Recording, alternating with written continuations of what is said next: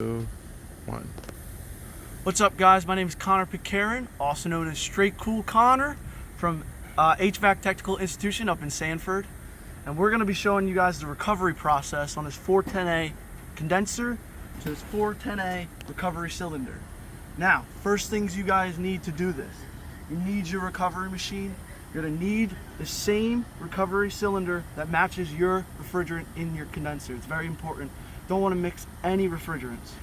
You then need your scale to see how much you're actually putting into your cylinder, and of course you need your manifold set.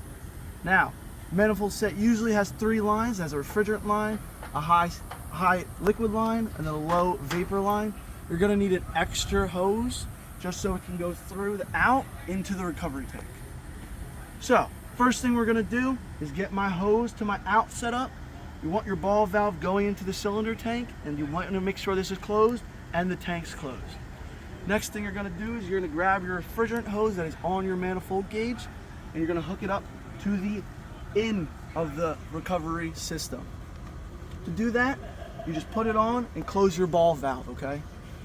You then want to, I froze.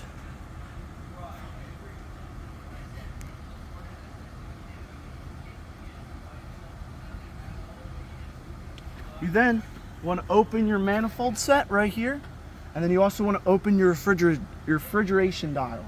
Once that is open, you know it's going to be flowing through your system and your manifold set. That means it's going to come to right here because your ball valve is closed. You don't want any non-condensables or nothing like that in there. So what you're going to do is you're going to open your ball valve like this, and you're going to purge the line, wait 2 to 3 seconds, make sure that it's straight refrigerant in there, and close that bad boy up, okay? The next thing you're gonna do is you're gonna change it to recover. That means it opens this and goes all the way to here. We know this is now pure refrigerant. What you gotta do is this side now has to be pure refrigerant. So you're gonna open your ball valve right here, go into your cylinder tank, your recovery cylinder tank, and you're gonna unscrew it like this. Let that refrigerant just a little come out until it's straight refrigerant, purging the line, and tighten that bad boy back up. So then what we're gonna do, we all know that this is straight refrigerant in here now. No non-condensables, not gonna mess up anything.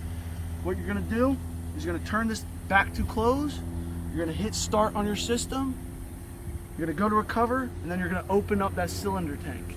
This is what it's doing, is it's taking all of the refrigerant from the condenser, putting it through the recovery machine, and dumping it straight into that recovery cylinder. Now, your recovery tank should go off, but you should still be self-aware to how much you gotta put in here and how much you know that has to go in there, because you might have to shut it off manually. So say that happens. You're gonna close, stop, and then close your ball valve, all right?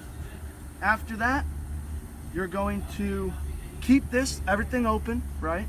You're then going to start your system and do self-purge. What's that doing is this side is now getting everything out. It's pretty much pushing all the remaining refrigerant back into where we want it to go, which is a recovery cylinder. After that stops, what you want to do real quick is you're going to close this ball valve and then close your cylinder off, and everything should be okay after that. So hopefully that kind of gives you some justification, some knowledge on how to do a refrigerant recovery for a 410A condenser into a 410A recovering cylinder. That is very important. You do not want to mix any refrigerant. So make sure your refrigerant tank matches the refrigerant in that condenser. But other than that, Picaran, Straight Cool Connor. Hope you guys enjoyed.